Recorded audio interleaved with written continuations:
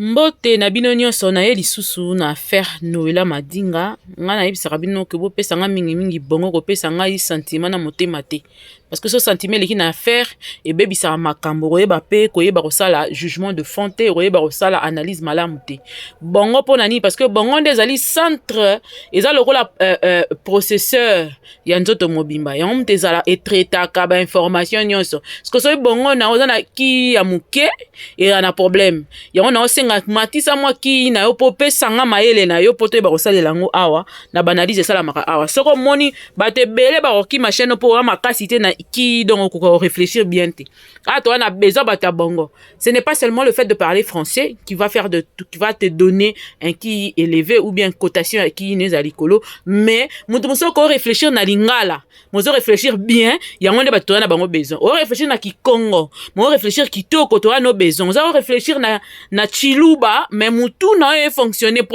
processeur na o bongo na o eza na vitesse élevée to na la mususu 12 giga to 55 giga yango nde to na ngo besoin ah ozo réfléchir na kitete la o tete la ke mafumbe to na besoin qui tolinka to réfléchir kitoko mais na français non ko réfléchir kitoko zo dépendre na langue te mais ozo dépendre na makambo zo bimisa na langue ozo loba to moni que c'est important parce que là on va réfléchir en lingala mais avec beaucoup plus d'intelligence on y va nazie awa nazoke malé mais maintenant bandana nous na ba phrase moko ya kitoko Noela Madinga apesi ba fleur o apesi Ferregola et puis je vais essayer d'attarder un peu sur ça et puis na leki oza ba sommaire sommaire et puis na roloba bato ba roloba ke mano Noela Madinga mano c'est comme ça Madinga Noela ndepesi mano moi si ya sai na répondre nango na roya pesu koloba batu ya mirador ndenge ba réagir na sepeli su makasi na ya Laurent tendance ndenge ni apesi réponse na ye kitoko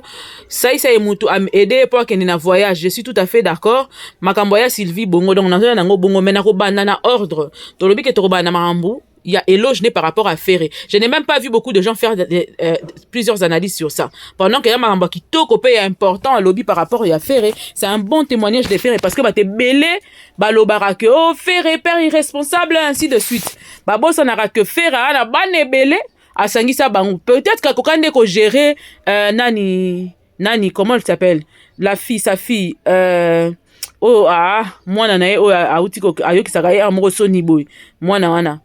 Akoka ko gérer été parce que maman na ye mutakota makambo na po mwana na ba ko gérer été po soka tika ke na maboko ya papa na ye mwana na linga zaloka bana mususu po bana niso bana na ndaka faire ba bana mama morote je vous précise que ba bana mama morote makoka ko gérer bango je crois que faire retire cela de Weranson a ma casse in éducation bana Weranson a ma casse in éducation bana et faire na lobby de que jiba makasi na éducation bana te JBP akoka bana na to mona morote a jiba comment so ndenge ni mena comprendre que na clan wenge bakoka makambu ya éducation bana bango na ba classe bana papa moko bango côté ba comité ba pesi bana bango chance et faire par rapport à ce que Noela a dit parce que bato so ba finga à faire kaza papa moko irresponsable eza bato batikala ko côtoyer faire nullement même pas une fois ba mona yeka la musika et puis ba moni mwana na ye kombo nezo ki mangai mwana ngo na uta osele analyse moko dernière fois à part mwana na zaso na Turquie soki wapi wana mwana mususu ya Ferre to monaka ayoki sera Ferre soni azate est-ce que Ferre a fait par rapport à éducation mwana na ye makambo mais tina prison c'est vraiment de l'amour pour un enfant soki azaki papa azaki na bolingo te mbe to komi na affaire ya Niki Menga na bana na Fali mbe yango nde tomoni po papa amemi na kasho po bana Fali na mema Fali na prison te nanu ba mema Fali na kati ya justice te bana na oromona ki bana moko bien éduqué ki ba respectera papa bango po cela ki bana poto pande to yebeli bana poto ba memela ba parents likolo nengo wa mwana wana affaire par exemple parce que mwana wana payé peut-être mutakangisi parents na directement et là parce que moko papa pesa qui est peut-être que zaki visible na misa batu bien moi na kende ko se lamenter à expliquer nde bakangi papa soki sikoyo bana oyo ya Niki bazalaki na comportement ya mwana akangi si faire siko bango ba deux po Niki nani Fali déjà wangana ka déjà ya mibale tango ba ekondi ko sala Aden ba moni keza ye mona ko porter Fali plainte ya munene pe ke na makambo ya bien te mais bana na ba fandi bondi maka Niki te bwa mitema mabe boya mitema mabe po so boyebi ndenge po te fonctionner nde bana ba fonctionner mais tellement boza ba fan et que bo induisaka bato na ba erreur nde bosalisaka Fally erreur par rapport à bana na ye. Moi j'aime beaucoup Fally, c'est un talentueux azana makambo nyonso mais côté bana na ye wana nazalaka d'accord te. Nazalaka d'accord te. Et puis na batu oyo, je suis presque sûr que ba journaliste belo ba yaka koluka makambo na internet bazala batinda ka bango baliaka mbongo moko quelque part. So ba ye ba bouger niki, so ninga ningani et là mutu moko ta benga ba futa ka bango mbongo, ba ye ba tumboli niki so nika bani ko réagir. Yo panzana ka Fally ti lelo, yango no tula consort toi. Oza sûr que so ka zaiki na besoin ko sala Fally mabe bi moi so aza blessé ka ozela o ka yo zo yate. Ako utiliser bana wana ndenge mabe lokola mama ya mwana ya frère o ndenge sala ayokisaka frère soni. Mais frère lelo to yoko comprendre que par rapport à bato bakoto ya kae bango ba pesi témoignage ya munene pour alobi azaka d'anniversaire wana déjà pour qu'un parent puisse gérer ses enfants de multiples mamans nanda ku moko ba vanda bien tout se passe bien yem ta na mot d'ordre c'est que c'est un papa roi, c'est un papa à féliciter, c'est un papa africain à solo, papa ya solo azala bongo. Papa ya solo azalaka bongo atako mwana wana mama na ye mutakota na erreur lelo mwana na Davina voilà asufraka azanga ba bénéfice ebele azana ba déficit ebele ba classe et tout ça là na moi bokoso diplôme eza ko réussir te hein? Omoni mwana za très bien instruite dalika mona instruction de bo mamoki mwana za très bien instruite okomona yango mwana za na éducation bien okomona yango. Mama ya moi ya Davina mutasala ke Davina koma nenga ko po faire na mwana kaka Davina te faire botina basi ebele maso ko gérer bana wana to yo kana Noël madinga nini alobi mais ke bino bo s'attarder na ba bêtises et puis to ya répondre na banini musu na lobi bien ki na onde na ngo besoin na bandeli lisusu pesa nga bongo ko pesa nga matambe na ote na ngo besoin te ko pesa ngai ba sentiment na oto ya kana ngo wana o ngana linga ke mingi donc mabene na ko loba te ngana sala bongo te nga muna lingande muna beta lisone bien. Toleka. Toke, hein? Bolanda nga très bien. Bolanda makambo Noël lobi pona faire. J'ai été touché par son arrestation. Tobandela. Dola, qui est un père formidable. J'ai été touché par son arrestation. Ouais. Et j'ai encore eu plus de respect pour cet homme qui est allé en prison pour avoir tenté de sauver l'éducation de son enfant. Pour moi, Ferré, c'est une fierté en tant que père. Exact. Et cela confirme les témoignages que j'ai de lui. J'ai une fois assisté à l'anniversaire de bébé Mathias chez Ferregola. Je fréquente les artistes depuis des années. Mais jamais, je n'ai vu un homme avoir autant le contrôle de sa maison que Ferré. Quand tu arrives chez Ferré, il regarde les enfants, il te salue. Lorsqu'il les regarde, les enfants repartent. Pourtant, basé belé. Et à la fête, on était assis, sa femme était là, elle pétait pas un mot. Elle parlait doucement, mais elle parlait qu'à son gars. Elle ne se mêlait pas des conversations. Ce type, c'est un chef. Et pendant la fête, ce sont ses enfants qui servaient. Caprice. Et Caprice, la dernière fois que je l'ai vue, elle avait 1 année. Et j'ai revu Caprice en femme. C'était beau, Caprice servait avec ses frères.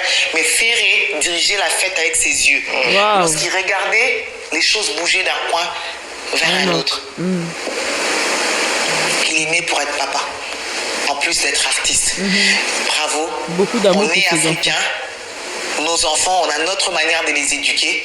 Exactement. Et moi, qu'il aille en prison pour avoir tenté de redresser son enfant et d'avoir tout fait pour que rien ne fuite sur l'incident réel. Surtout sur la partie là.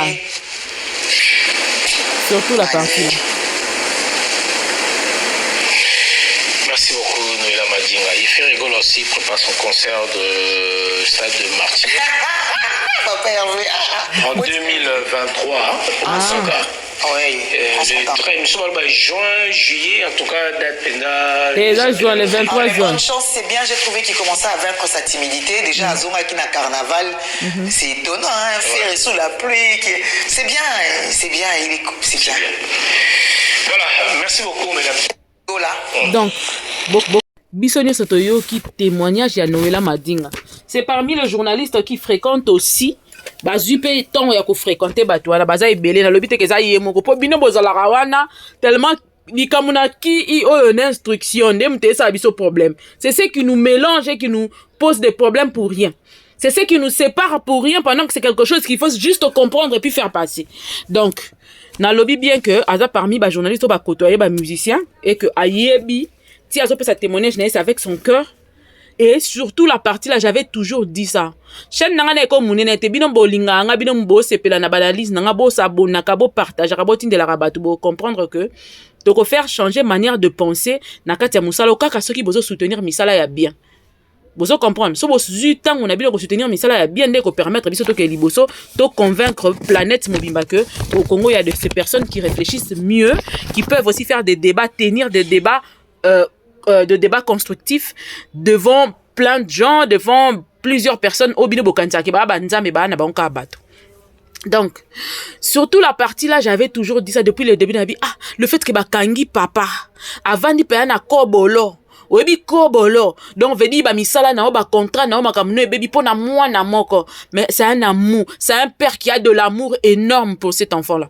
Moi na wana faut à s'estimer, cet enfant doit s'estimer chanceuse d'avoir un papa comme Ferré qui après avoir passé du temps en prison n'a pas voulu que l'information puisse fuiter par rapport à son enfant, parce que sachant que c'est une personne publique, sachant que c'est une personne qui peut drainer de foule et de foule, qui l'aime sans calculer, qui l'aime sans pour autant faire je ne sais quoi, peuvent s'acharner sur son enfant demain si seulement si il faisait fuiter l'information que c'était l'enfant qui était la cause.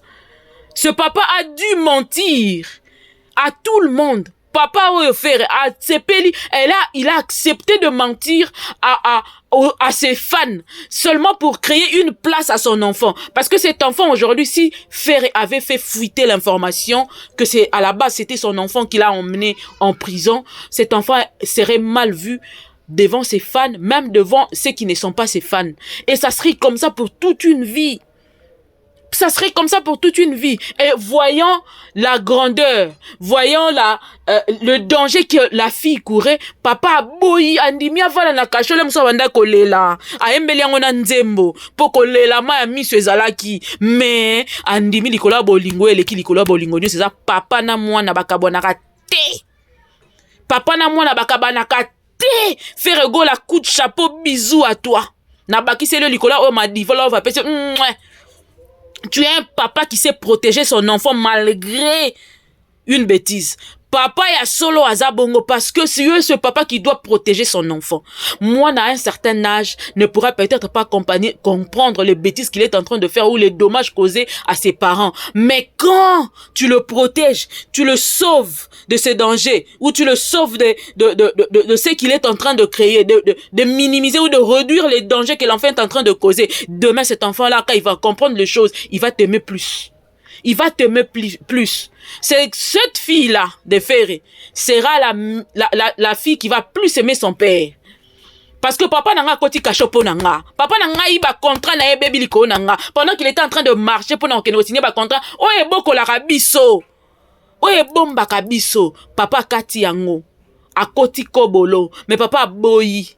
A instruire na bandeko na ba fan na ba manager na tout ça la bolo ba kama Covid. Point barre. Et il n'a pas voulu en parler. Profondeur. Et que bongo. Voilà un papa protecteur. Voilà un vrai père. Voilà solo ya papa bolingo ya papa kendaka au-delà. Ya nyonso. Bolingo ya papa pona banane kendaka au-delà. Et là nelo eko kata yangote. C'est qui manque à Fali. C'est qui manque à Fali. Bozo pesa ye conseil à bien te par rapport à bananae. Bozo pesa ye conseil à bien te parce que non na mona témoin na moko ya Fali. À part ba audio boyebi sarabiso ke ezalaka. Tozelaka to yoka yango. Moi na moko te ya Fali na mona ye atelemi ofinga papa na ye. Malgré ba tension ne ezalaka ba ye marabandi ma papa la bomba c'est lango vidéo.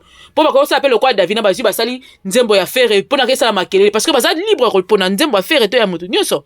Nde ba yoka ya ba américain, ba yoka ya ba français, ba yoka ya ba daju, ba appel libre ko yoka nzembo ya Ferré parce que elinko lo bateke Ferré sala ba nzembo ya mabe, sala ba nzembo ki toko makasi. Mais ces enfants-là ont su se taire.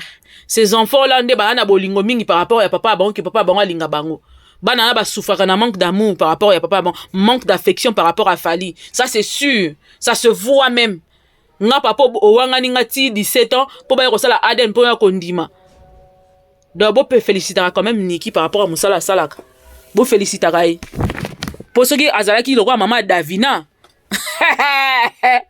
mbelingi eza somo soki azalaki kaka lokola mama ya Davina na famille ya bapapa ya mama ya Davina mbele famille ya baniki bazalaki bongo mbele ero fali vie dure amene me boyebi yango te mais je pense que na kuzu babetaka masolo bien fali tes enfants fali balobi les enfants sont une siège qu'on prépare pour sa vieillesse. Et ça siège ozo préparé pour la vieillesse na yo. Mukolo koma mpaka. Et ça kiti yo ko vandela avec confort.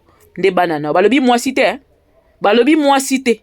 Balobi les enfants sont une siège que tu te prépares, une siège confortable que tu te prépares le jour de ta vieillesse. Alors prends-en, tiens-en compte. Rappelle-toi chaque jour de ces proverbes. Écoutez yayo. De fois on a des enfants qu'on n'arrive pas à gérer. Mais ton moni na miso na biso te banana baza ingérable. Non. Ton moni te baza insoutenable. Te. Donc, tu as encore récupéré tes enfants qui ont une très bonne éducation. Ainsi de suite à faire et je félicite encore. Et j'aimerais encore ceux qui Davina, conscience na zongi, asenga papa na pardon ya munene libosa batunyo na ba fan nyoso. Po papa ne na mona ratako taka. Na mona keta lobaka. C'est kalemba.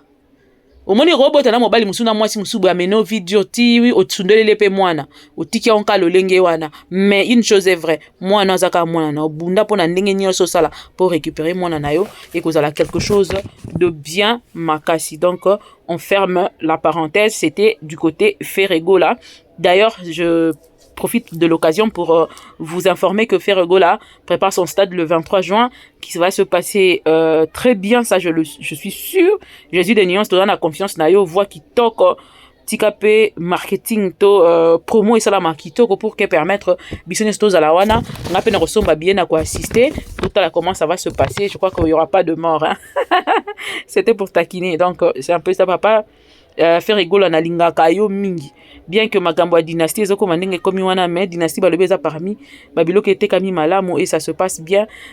Aussi ce que j'ai retenu c'est que Ferre c'est un monsieur timide de nature vraiment à vaincre les sous à continuer que vaincre donc excusez timidité naie et qu'on permettre à ça la malamu parce que est très bourré de talent et que à venir il y a belé les sous les gars tous a personne confiance parce qu'il y a Memi Bendele à Congo du côté rumba il y a la biso sous un sengwe tonda kanga motema yo ajude koloro komisanga ikizengi sokoninga na renga kanetini nae makanga nae koma de moyo ngana la la ni una ye kamya la lengo bando to pepe cajou de color.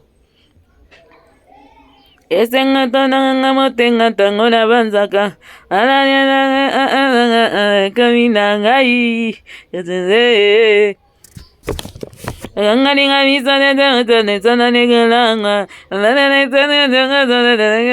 c'est comme mon amour au changer nini epana yokuna soki bolingo esilie yanga bolingo ezanango nanu kaju nani papa nangae nano nayoka te basilani yanga nayo moto akokuta kotikala na soni nane nanga epana sentiment anakina kola nini na répétango pas faire faut tchanga na sako na sala babéroni enlever les rideaux tikanga na sala enlever les rideaux. Enlever les rideaux, na sengi solennellement, pardon, pour répondre à batnyo ça faire na pesi bino mbote. C'est vrai que beaucoup ne me comprennent mal. Quand je reçois une personne, bo tika na beta li solo na mutuana. Ceux qui a besoin à contredire, venez-y, il y a mon numéro qui est affiché. Bo benga nga bo ebisanga, bo finga raté. Ah.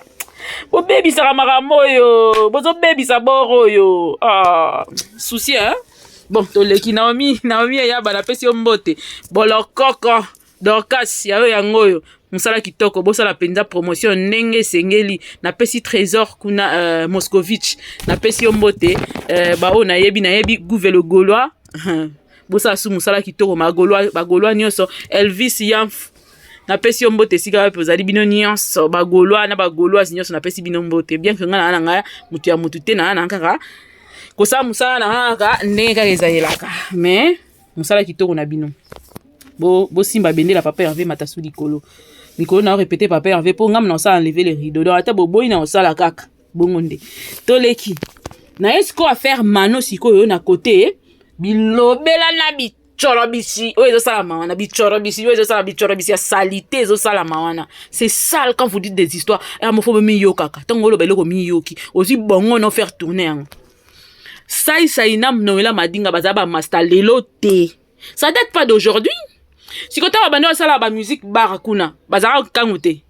mpo Noela azalaka marié depuis tout ce temps et puis tant déjà avant même Noela a bala ba yeba na dana sai donc so ba ba zala mosi na ba zala ngo wana ba tikala ozala ngote ba ozala pe ya ngote po ba meilleur ami ba master et ba master lisusu et puis biso mutokoto ya to yebi to bana ke ba réunion ya nini oyo ya na musique bar kuna place Noela na ma campagne na Saint-Jean kuna place lupango ne zala to bana ke ba réunion mo ba journaliste ndo zala wana na wana boma kutuna le garçon o ayembara o rapaka o na bosa ni kombo na ekiminga kombo hein ça a été là na matin Noela bungisi mwana ne ça a été là il a accompagné Noela na bako seka so batu baza wana tibo mona ngo biso ezara pe public biso to mona da bino na Kishasa o batu mbale bako yoka na te bako za bien te n'importe quoi vous voulez ramasser des histoires mettre des histoires dans la tête des gens pour des bêtises et ça là l'histoire okuta kuna ko s'attarder na ngote to leka ba toke ma mususu batu ya Mirador l'aura tendance à lobi bien ngana sali ngai ba cité kombo na ngate nazala pe na kinte bato batu bando zela l'aura tendance à koloba to yoka ki yango na ba chaîne ya ba misusu bazo zela ko to zela na l'aura tendance pas ya koloba nanu est-ce que l'aura tendance pas souffraka et consort oh ya quand on parle de Mirador on parle pas de tout le monde l'aura tendance n'est pas passé sur Mirador pour insulter qui que ce soit pour na mutu moko l'aura tendance à ir en imposition na moko boda ya kana. Donc so ba lobeli yo le li ai c'est que zuyo so ba boki li banga dans le vide ba le li ai et sili etali yo yezande ya yo et puis nani la tortura le qui a lobi a pesi na réponse na ironique bien que c'est ironique mais bon c'est passé quoi bon ina ka ndeko luka problème mais c'est une chose que tout le monde connaît tous on le connaît biso sto yebi banani bando le kana Mirador bando finga banani bando lobela nini to yebi yango muta okosa muta zate biso mutu balanda biso ba zoba te ba yebi makamuto lobaka toyoka ka to monaka makambo ngape na sala ka ba monaka kote pe na kota ka boyebi gu bébé na nga na pesi yo mbote bisous à toi mon chéri je t'aime je t'aimerai je t'aime encore takayo hein ni balé lokwa yo bazalate vedi bat bapesa nga ndindi na mutu bazalte ni baye lokwa yo donc nze mone soso ke biminde yo ne na chaka na kati o ba yembi chilamu na nga longo di chilamu na cheyo o ba na cheyo yo kaka place aux la plus ba bisous ya trop tika nzamba za na isusu makasi bien que to fêter bonne année ensemble te mais to fêter kaka yo bien biso to fêter à chaque jour za la tête aux la bonne année to leka donc mama Mirador botika déjà parce que ale mamba solo alobi pété que ba Mirador ba souffraka na sens que ya kozanga mbongo nuance l'intelligence doit travailler na point qui fait ça là. On n'a pas dit qu'ils étaient en train de souffrir du point de vue du côté manque financier ou quoi que ce soit. Non. On a bien parlé de Basufra Luka Moussala. Nuance. Basufra Luka Moussala. Parce que obebana tellement na ba mécène na ba te belé parce que yo chef no kanté zaki éternel yango bando fingele la bato parce que tu pensais que ton patron était éternel. Au moment nga azabo iso na ego loba mangamba Noela par exemple. Pour na yebi que on parle bien na kofinga batu te nazo zongisa nde batu na nzela mais je ne peux pas me permettre de venir insulter les gens pour na Noela non na ofinga te mais na loba vérité parce que na moni mabe ni na lobi te so pe Noela lobaki mabe na ngina pe na lobaki mabe mais nga na moni na nga mabe te sincèrement je n'ai rien vu de mal a lobi très bien et na moni pena ke ba penser na nga na ye ke na nzela moko nga pe na kanisa lokola ye. Et s'il faut me demander, eza ba lion ne ba rabo, me ba fi, bi to ba tumo o faire chanter nga ite pour ba sentiment moko boye simba te. So eza bongo malamu tikala na ba million na yo za milliardaire, vanda na ba milliardaire na otikanga na nzela na nga ya pas na vivre, men dignité na ngezala. So ko lingo ba foué dignité na nga simba te. So betanga ba je mundele na ko fongolo misu o comprendre ko betanga ba je mundela salité te. Ko landa kimia o evandi a te pour regretter. Les eaux douces, hein? Les plus profondes. Les eaux douces, les plus profondes. Au moins calme, mais ça va tomber que l'eau qu'on supporter. Bon, donc nuance. À l'objet que va souffrir, va les rater, va vivre te. À l'objet bien. batu ya Mirador bakoma na pasi ya kozwa bakoma souffrir pour na kozwa musala mususu. Pourquoi? Parce que bango babanda ko utiliser télévision non pas pour faire leur profession mais pour na ko fingela ba chef na bango mutu batu. Et tant au fingi batu oyo yebite okotoya te oyebite aza nani na nani ya nani tant o kene ko senga musala côté musu ba linga te parce que mukolo moko pour finga bango. Pendant que peut-être au départ, ils ont un polité, peut-être qu'au départ, ils ont fini à batouté. Mais tellement que chef a pensé que moi, choueke, atinda qui a émission tepo, émission ça la kito, que ça la propre, il faut ça la boyo, pour bando ça bisala sala, na bisala sala wana, et botelio ba problème na batte belé, au comment autant bola batama. Pour la bakwa, moussou les gars ni bossi lana. C'est ça. Soit les gars à TV, c'est un bâtonnier, on a pardon, expliquer qu'est-ce qui s'était passé réellement, et voilà, on n'a pas dit qu'ils étaient en train de souffrir son déni. Exactement, il y a aussi de ceux qui, aujourd'hui souffre. Boyebi que ça fait les journalistes nous écoutent à la bande andela nazo kama oh yaya na banota na TV boy. Là c'est pas ça peka yaya peut forcément te mettre un peu ba master peut-être. Ya ba yaya peut toyebi au total ko kama ils n'avaient pas saisi ils n'ont pas saisi d'occasion. Il y avait des opportunités devant eux, ils n'ont pas saisi. Parce que soit ils avaient tout pour eux mais azo ki ngo le quoi blague ande na ozolele na zona ka lobby ora yeba te ke ba chance ici là ka. Vitesse et kangamarape yone foye ba nzamba pesi opportunité zwango bendango ke nango mwa liboso so ke nango liboso e ko mema o bien tina kikoko yoka pekaka makambo eleki bien nazongi na makambo que non oh ça imuta aider Noëlla Madinga à voyager bona preuve wapi preuve wana preuve te okangi munoko fandi kimia so wana preuve oyeli biso une bonne fois wana preuve oyeli biso ata ko ta aider wapi problème. So ça a aidé mutu. Bon, tout le monde que ndenge paka loya lobaki yango na télévision qui ça a aidé bon, c'est que babima ki ba ombalé par le na ça c'est babima. Ba o ba lobi te. Babima pe. Vous croyez vraiment que ceux qui déjà ils ont beaucoup mélangai 80 000, 20 000. Maintenant 20 000 kaka. Soro yebite ke ba voyager na 20 000 yaka ponga voyager fort yaka na lakisa yo neti ngabo sonde la zabo na TV na ko beta li solo voyage te pona matara da avion na mbongo na ngaya YouTube te po YouTube na lela mbongo malonga te nde la zabo sikone na fongo la miss na ba YouTube na ba réseaux sociaux ba de lela mbongo na bana ozwango loko la blague nan mais sikona moni pena ke na pena cop pena ba ba bongela ngo donc fona chama yele ponga na kosa biloko na bêtise te na nozo ba bonga mikie console na luki na moni ala lemba na tika ikuto mona eko zongela ainsi de suite mais na matara de avion na mbongo ya YouTube te na mutoki na ngadi na futela pe batu ba bien na mutoki na nga ya Afrique ka te ya ba pays africain te ba pays Europe pe mais boyebi ka système a Schengen ne ezala na ba complication mais na kendaka déjà poto na zonga na yebi da hiver na yebi métro.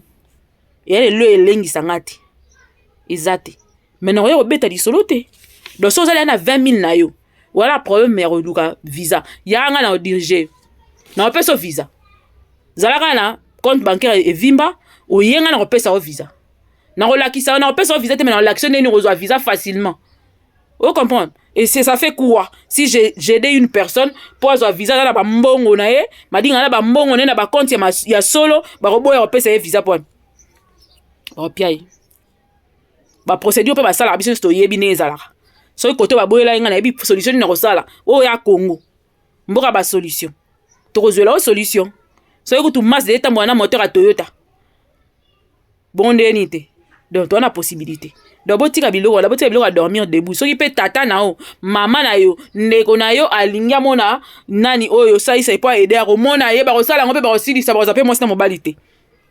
Alors botika okota ça ça na bêtise botika la mususu mutaba to na vie na ya osala boyo lukele ba problème po ba dongola misu ba cha ba misu na moliko na ye et lukela mo mbala ba to ba problème a aider famille na ye a aider maman na ye a osala maman na ye bien na vie na ye bana na ye ba vivre normalement o ya so kité a pesa ngo maman na bana na ye botika kindoki ko botika kindoki botika kindoki botika ça ça va kimia osala maman na ye botika fa kimia bolinga ka batu ba souffrir so muta zui mwa nini bolinga ba ke baby saka bo sa letki bo so attaquer Noëlla mais bo ke na sima kuna bo tinda po ke ne tie simba sa isa simba te po ngape ane ona ke na sa isa vie sai na pesio mbo ya sai na pesio mbote po ngana ke na yo na ke na ye do boye bada na ke na ye kala mingi tati ba juer na ke na ye alisko ba obetanga apa bo loba ke to bimanga na boyo loba n'importe quoi mitema mabe bandoki bato aketo bobandi nde sikoyo oyo eza guerre sikoyo bobundisa nde saisai. Qui vous a dit que Noël est parti dans de la saisai? Bozalaki na ye bino bopesaki vision mokolo yango bino bosalaki makambo yango des sorciers toyebi bino na misala na bino na bato baotinda bino. On va déboulonner ce système petit à petit. Alors arrêtez avec ça. Des jaloux et des jalouses comme ça là. So vous avez besoin de saisai obengi saisai oyebi siye mais keba saisai obi mission na poisse Véro si akanga masolo akanga li solo nani Véro hein? Sa femme c'est Véro akanga li solo yo le beza souté par rapport à ya Sylvie bongo na ye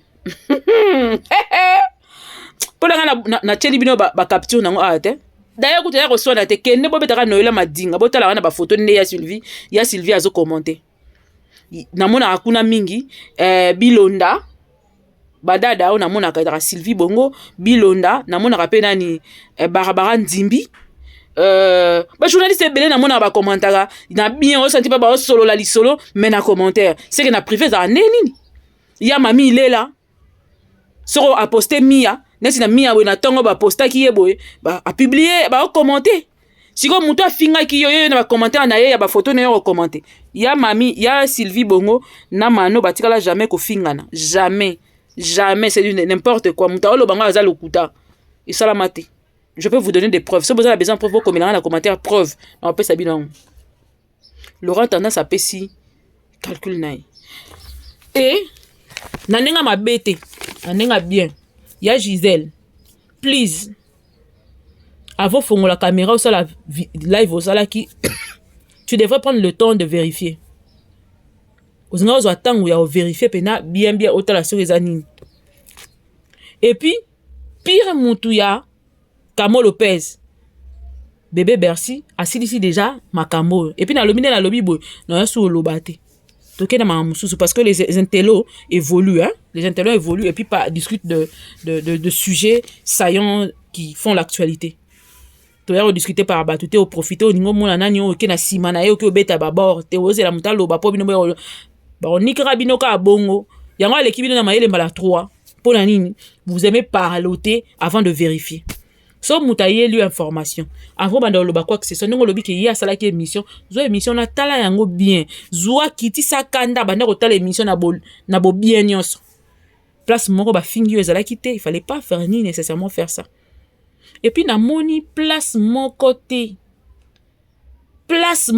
na moni batangi kombo ya Marlène Kasangana na yebi ku ya menasanga déjà une fois à travers papier abedi.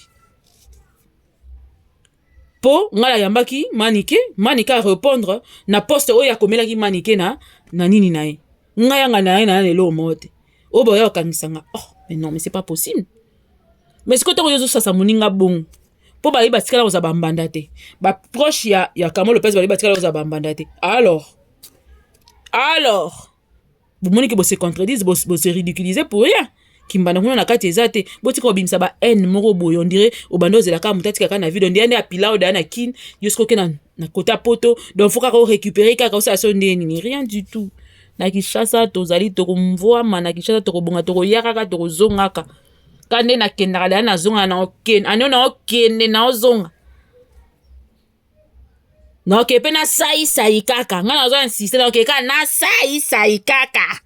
D'ici juillet na sai kato voyage na ma Véro na pointe na mwasi na mwana na wana kitoko wana ndeto ke na après ce que boyo betanga n'importe quoi botika mutema mabe botika ndoki eza bien te botika mutema mabe botika ndoki botika mano poninga na olinga ka photo ele s'appelle ngambe mwasi elombe veut dire atelemi na boso na kutu ke na Noël madinga tozala na susu na matanga papa wembat na likolo kuna place bando préparé spécial papa wemba na ba agence de publicité parce qu'à l'époque je travaillais encore avec les agences de publicité mama linga tozala na yo Barbara Kanam nando maquiller batu to ça la plateau mo spécial à l'époque et c'était Christian Bossé non pas c'était pas Christian Bossembo c'était plutôt Colo showbuzz à l'époque Yende mna na plateau, il fallait recevoir, il faisait barabara nam kuto era na retard et Noëlla Madinga avait pris aussi le plateau avec Areléa qui plateau et j'admirais makamane ndo sala mtozara da kuna na nini ndo kota na basoda ngana bando kota na matanga papa e mana basoda ba yo zwa biso ba koti biso ti likolo kuna. Je salue encore l'agence agence ya innocent. Namoni yango namoni Pig Mapé ezalaka, namoni Dispromalt avec Didier Bampia, namoni Moni Chilopé na agence na Real Pro agence ebele ya publicité. Et voilà bozala pe. Et voilà. Faut travailler, mes frères et sœurs, travailler, bosser, cherchons l'argent. Sonan to komite to koma kaka za ne liki ako désespéré te koma li kundu te po muninga luka okozwa nzela yebisa muninga master koche ngai pe na ye barara kozwa makambo okozwa na yo so zaka mayelo ya makasi oza mutema malamu mutema pepele ouvert oromona ke mutema noso za ouvert oromona ke nzela no ke pepele mais so oza mutema kieto kangi motema ovandisi batu na kati ofuka misa bango olingi te batelema ya yo ozwa ti. Il n'y a pas si pose pour mon mokili. C'est tout ce que je pouvais dire pour Nalelo. Je crois que si tu veux s'arrêter, dès que en attendant, abonnez-vous massivement, abonnez-vous parce que le programme qui toko ezo yaka tozo préparer bino ba mbloka ya so ya propre kala mingi te bo mona nzembo ya chaîne na bino ezo bima ba logo ki toko ya sika page na bino Facebook ezo telema lisusu makasi TikTok ezo telema Jonas masolo Jonas merci énorme pour la coaching merci énorme na les cerveaux moteurs na katikuna na équipe mo ya makasi mikolo ba cerveau moteur nanga cordon JR na pesi mbote na bola lu fiston bato ba ndimeli ngai pe bandimi ko accompagner nga masolo Jonas merci énorme et là bato muna mutana partie na ya accompagner nga na bato muso ba pesi langa bataila nga ce que je veux faire c'est comme ça qu'on va travailler ce que je vais faire la semaine par rapport aux faits de société, qu'est-ce que je vais faire la semaine par rapport au buzz qui se font sur la toile. Que programme moro ya sika ya bien koya. On est en train de négocier un projet et qu'il y a bientôt là, le programme moro ya couper le souffle, mais ça va passer aussi à la télévision et sur notre chaîne YouTube. Donc on est en train de voir avec les sponsors, comment on va faire, comment ça va se réaliser. Et je crois que Bitumba Pego Bandobi Managata plateau, mais on va les faire tellement bien que que Dieu vous bénisse de partout. Abonnez-vous massivement. Bozalawana pona biso. Bino se bondimela biso. Bozalawana pona biso. Bino se bokani saraki to réfléchissera bien. Bozalawana pona biso. Bokota la baran ya batamite mabete batoake tote. Et que ça la biso passi makasi. Merci de partager, de commenter, de liker surtout. Tout ça là fait notre bonheur. Et aussi, ne sautez pas les publicités. Merci à vous. On se revoit prochainement. Tous ceux qui veulent nous soutenir de près comme de loin. Muto alingi ba projet na biso tozo sala actuellement au tozo banda na début février alingi accompagner biso na ba projet wana et ça projet ya vide te o chambongo et bimisi mbongo. On va avancer comme ça et tous ceux qui veulent venir avec nous oye mais avant topesa yo tolbetelo lisola projet na biso, il faut d'abord commencer par signer les contrats. Otali contrat te dans un projet bobo tali contrat au signé parce que ba tumso comme aye azu ba projet na bino akina en kesa na makamuna. Nous on a plein de projets on va mettre bientôt là sur le marché. Bon on a vos petits écrans na télé en clair comme sur internet. On cherche des professionnels avec qui on va mûrir cette idée et puis accomplir cela. Dieu vous bénisse vraiment. Toi maboko na biso za polo to na besoin na bino. Biso sala ramambo ya copie. Za te ke yo kabila nga